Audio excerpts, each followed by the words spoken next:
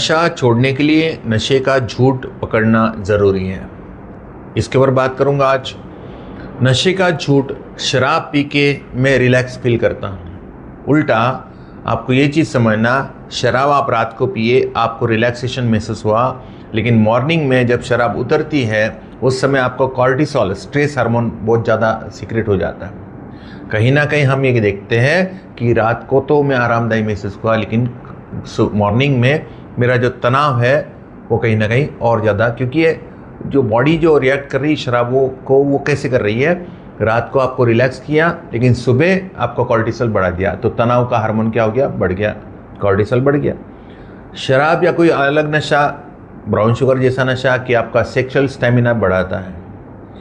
पहली बात तो इस झूठ को समझना, इस ट्रैप को समझना कि नशा करने के बाद आपका सेक्सुअल स्टेमिना बढ़ता नहीं है, आप डिपेंडेंसी में जाते हो। डिपेंडेंसी में जाने की वजह से जो आपका एक्चुअल स्टेमिना है वो तो ख़त्म हो गया। आप अगर उस चीज़ को नहीं करोगे तो आप सेक्स कर ही नहीं पाओगे, आपके अंदर कॉन्फिडेंस नहीं आएगा। नशा करके मेरा कॉन्फिडेंस और स्टेमिना बढ़ जाता है, क्या बढ़ रहा है कि कम हो रहा है? नशा करने से आपका सेक्सुअल पावर कहीं ना कहीं कम हो रहा है। डिपेंडेंसी में जा रहे हैं, मजबूरी में जा रहे हैं। हर बार उस चीज़ के बगैर आप नशा करने में अक्षम हो, आपका कॉन्फिडेंस भी नहीं है और पावर भी नहीं है, स्टेमिना भी नहीं है। स्टेज फियर को दूर करने के लिए नशा कर लिया। आप स्टेज पे गए, आपने परफॉर्म किया, बेझिझक परफॉर्म किया, लेकिन आप डिपेंडेंसी में अटक गए। अगली बार जब स्टेज पे जाना है तो आप थर थर काँपोगे, फिर आप नशा करोगे। कपिल शर्मा का उदाहरण शायद आपने सुना होगा कि कपिल शर्मा ने ऐसे ही एक वीडियो बनाई है जिसके अंदर उसने बताया है कि वो एक बार यूएस से आया था और थका हुआ था, उसने सेट पे ही शराब पी ली और फिर रिकॉर्डिंग वगैरह करी। बड़ा अच्छा रहा रिकॉर्डिंग, लेकिन उसको थकान भी महसूस नहीं हुई, बड़े अच्छे से काम कर पाया वो।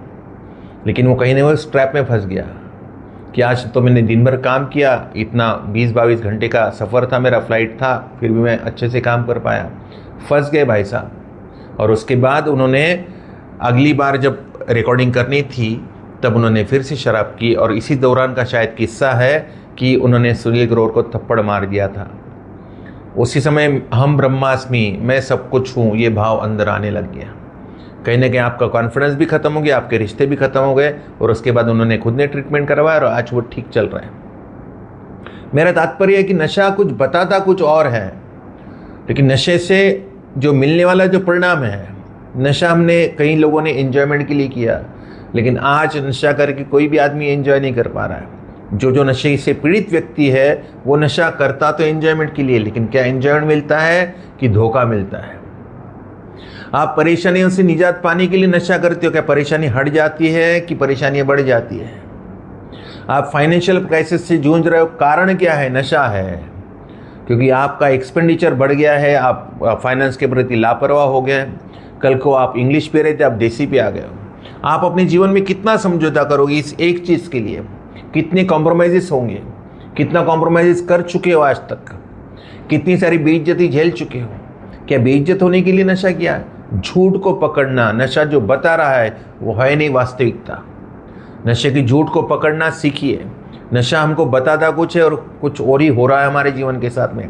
होली में हम मस्ती करेंगे, मस्ती के लिए नशा किया, और उस दिन 2 वक्त की रोटी भी नहीं खाए, ऐसी मस्ती किस काम की? और जो होली भी जो खेले वो ऐसी खेली कि एकदम मतलब अश्लील होली, या किसी से झगड़ा ही कर लिया। शादी में गए, वहाँ पर नशा किया शादी को एंजॉय करने के लिए, लेकिन वहाँ पर भी रिश्तेदारों से, दोस्तों से झगड़ा कर लिए। वहाँ का जो पकवान जो बना था वो भी खाने के लायक नहीं बचे। देखिए उस झूठ को, जो नशा हमको बताता है कि मुझे नशा करना है होली को एंजॉय करने के लिए, मुझे 31st को एंजॉय करने के लिए, मुझे शादियों में एंजॉय करने के लिए, लेकिन क्या एंजॉय हो रहा है कि बेइज्जती हो रही है और हालत सब खराब हो रही है? मुझे नॉनवेज खाना है, इसके लिए मैं शराब पीऊँ पहले और फिर नॉनवेज का मज़ा लूँ, लेकिन शराब पीने के बाद ऐसी हालत हो जाती कई लोगों की, वो नॉनवेज खाने के लायक ही नहीं बचते। सेक्स करना इसलिए नशा किया, सेक्स के लायक ही नहीं बचे नशा करने के बाद। नशे का झूठ कि बीमारी है चतुर चालाक मायावी, आपको बताती कुछ है, ये माया है, बहुत शक्तिशाली होती है। दिमाग में ऑब्सेशन इसी वजह से पैदा होता है कि मैं टेंशन में हूँ, थोड़ा सा निजात पाने के लिए मैं नशा करूँ, लेकिन टेंशन से निजात नहीं होती है, टेंशन तो और बढ़ जाते हैं। इस नशे के इस धोखे को समझना, और ज़रूरी हो तो आपको ट्रीटमेंट भी लेने का ज़रूरत है, मदद का ज़रूरत है।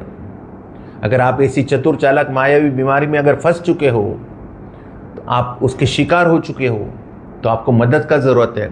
आपको लोग समझाते, लेकिन आप जब तक डिपेंडेंसी से नहीं हटेंगे तब तक कुछ नहीं हो पाएगा।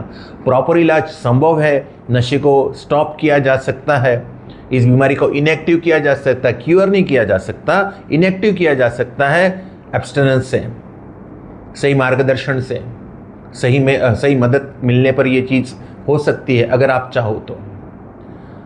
यहाँ पर ये चीज़ भी बताई जाती है कि आप ज़िंदगी भर कभी भी नशा करेंगे तो आप खुद का नुकसान ही करोगे, क्योंकि बीमारी है परमानेंट। इसको रोका तो जा सकता है, क्योर नहीं किया जा सकता है। इस बीमारी की सबसे बड़ी दवा है नशा ना करना, क्योंकि ये एलर्जी की तरह काम करती है। नशा अंदर गया कि आपका व्यक्तिमत्व बदल जाता है, आपकी सोच बदल जाती है, आप उल्टा सोचने लगते हैं, और उल्टा सोचते उल्टा करते तो जीवन सीधा कैसे चलेगा। दिन ब दिन आपकी स्थिति परिस्थिति अगर खराब हो रही है और आपको इस चीज़ का एहसास हो रहा है और आप खुद भी रुकना चाहते हैं, रुक नहीं पा रहे हैं, या आपको बहुत ज़्यादा समझाया जा रहा है, आप फिर भी रुक नहीं रहे हो, तो आपको इन चीज़ों के ऊपर गौर करना चाहिए कि आप नशे के धोखे से तो शिकार नहीं हो रहे हो। आपको मदद का ज़रूरत है तो ज़रूर मदद लें। आज के लिए इतना ही। नमस्कार।